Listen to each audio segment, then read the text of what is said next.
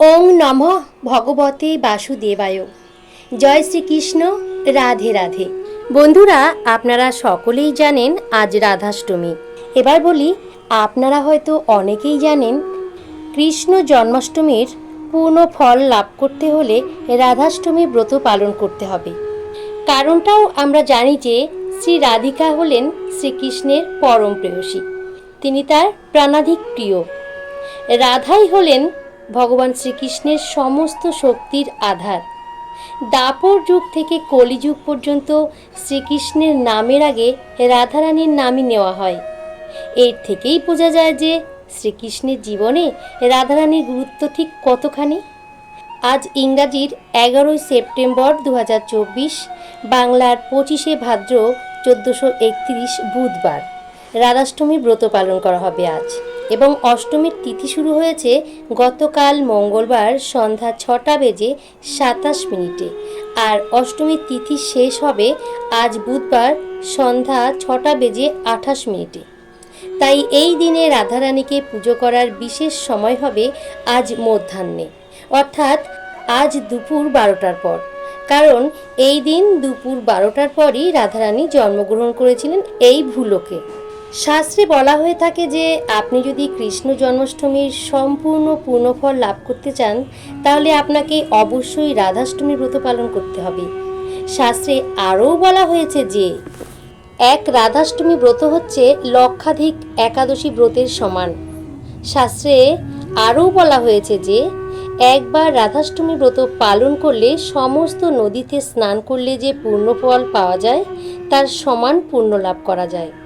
শাস্ত্রে আরও বলা হয়েছে যে যদি কোনো ভক্ত শ্রীকৃষ্ণের পরম প্রেম লাভ করতে চান তাহলে আগে রাধারানীকে সন্তুষ্ট করতে হবে। তাই এই রাধাষ্টমীর দিন প্রাতকালে ঘুম থেকে উঠে উপবাস থেকে রাধাষ্টমী ব্রত পালন করুন। পুজোর জন্য লাগবে রাধাকৃষ্ণের বিগ্রহ বা চিত্রপট। আরও লাগবে স্নানের জন্য পঞ্চামৃত, আতপ চাল, 8 রকমের ফল, ভোগের সরঞ্জাম, নতুন বস্ত্র, তুলসী পাতা, সুগন্ধি ফুলের মালা, প্রদীপ, ধূপধুনা ইত্যাদি এবং আরতির সকল ধরনের সরঞ্জাম। রাধারানীর অভিষেক করানোর জন্য একটি কাঠের চৌকি পেতে চৌকির উপর একটু গঙ্গা জল দিয়ে শুদ্ধিকরণ করে নিয়ে হলুদ আসন পেতে নিতে হবে। কারণ রাধারানীর প্রিয় রং হলো হলুদ।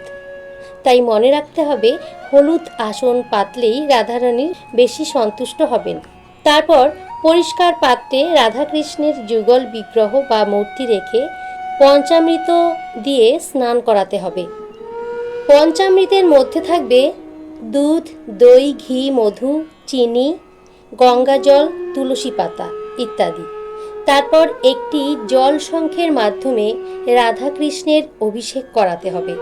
এরপর সুগন্ধি গোলাপ জল ও চন্দন বাটা মিশিয়ে ওই জল দিয়ে অভিষেক করাতে হবে। তারপর ফলের রস দিয়ে অভিষেক করাতে হবে। আর তারপর নানা রকমের সুগন্ধি ফুল একত্রে বিগ্রহের উপরে অর্পণ করতে হবে। তারপর সেই বিগ্রহকে চৌকির উপরে বসিয়ে ভালো করে মুছে নিয়ে নতুন বস্ত্র পরিয়ে সিংহাসনে বসিয়ে ভোগ নিবেদন করতে হবে। এবার বলি, আপনারা যেমন কৃষ্ণ জন্মাষ্টমী তিথির পরের দিন নন্দ উৎসবের দিন শ্রীকৃষ্ণের জন্য 56 রকম ভোগ নিবেদন করেন, ঠিক সেই রকমভাবেই রাধাষ্টমীর পরের দিন অর্থাৎ 12 সেপ্টেম্বর বৃহস্পতিবার সকাল 9:31 পর থেকে 10:20 মধ্যে ভোগ লাগাতে হবে। আপনারা যদি 56 রকমের ভোগ নিবেদন না করতে পারেন তাহলে রাধারানীর প্রিয় খাবারগুলির ভোগ নিবেদন করতে পারেন। এবার জানুন রাধারানীর প্রিয় খাবার কোনগুলি। রাধারানীর প্রিয় ভোগ হলো দই আরবি। কচুর মুখি দিয়ে তৈরি করা হয় এই দই আরবি।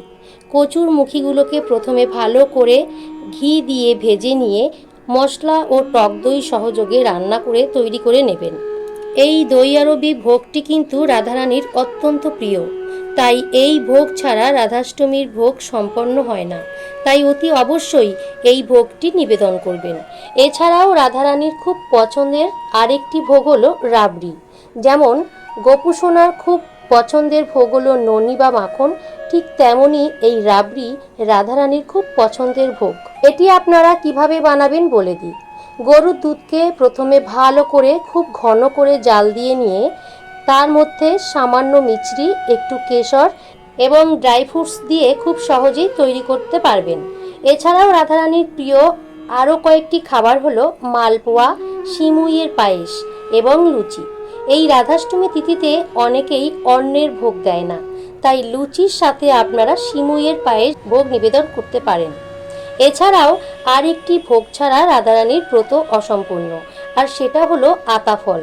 শ্রীকৃষ্ণের জন্মাষ্টমীতে যেমন তাল লাগে, ঠিক তেমনি অন্যান্য ফলের মধ্যে এই আতাফলটি কিন্তু অবশ্যই নিবেদন করবেন। এটি রাধারানীর অত্যন্ত প্রিয় পছন্দের একটি ফল। এছাড়াও আপনারা নারকেলের নাড়ু, তালের বড়া নিবেদন করতে পারেন। এই দুটি ভোগও শ্রীকৃষ্ণ এবং রাধিকার খুবই প্রিয় ভোগ। বন্ধুরা, আরেকটি কথা, আপনারা রাধারানীর জন্য যে ভোগই বানান না কেন তার সাথে অন্তরের ভক্তির সাথে সেই ভোগ নিবেদন করবেন এবং সেই ভোগের উপর তুলসী পাতা দিতে কিন্তু কোনো রকমেই ভুলবেন না। এছাড়াও ভোগে আপনারা 8 রকমের ফল ও মিষ্টি রাখতে পারেন। আরেকটি কথা বন্ধুরা আপনাদের জানিয়ে রাখি, আপনাদের গৃহে যদি রাধারানীর বিগ্রহ না থাকে তাহলে আপনারা নারুগোপালকে রাধারানীর রূপ দিয়ে পুজো করতে পারেন। তারপর হাতে তুলসী পাতা ও হলুদ ফুল নিয়ে ওং নমঃ ভগবতে বাসুদেবায় এবং ওং নমঃ রাধিকায় নমঃ বলে তারপর এতঃপাদ্য ধূপং দীপং নৈবেদ্য পানি জলং শ্রী রাধাকৃষ্ণ সমপয়ানি বলে ভোগের উপর গঙ্গা জল ও ফুল অর্পণ করুন।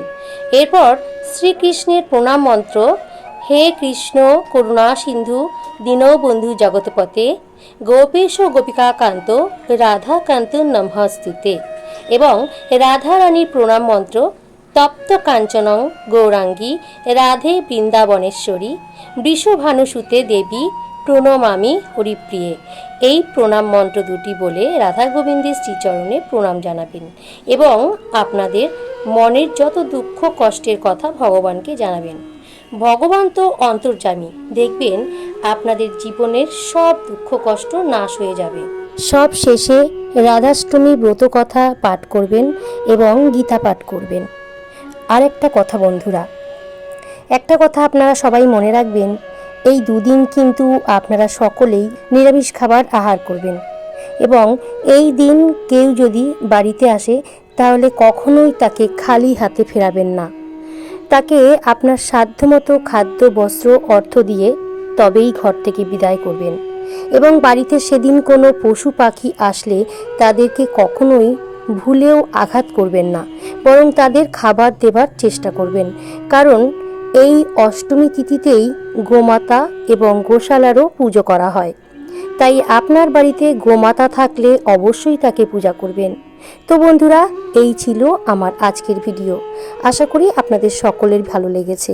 ভিডিওটি ভালো লাগলে লাইক, কমেন্ট, শেয়ার করে আমার চ্যানেলটিকে সাবস্ক্রাইব করার অনুরোধ রইল বন্ধুরা। তাহলে আজকের মতো বিদায় নিচ্ছি। আপনারা সকলেই ভালো থাকুন, সুস্থ থাকুন, এই শুভকামনা করি। হরে কৃষ্ণ, রাধে রাধে।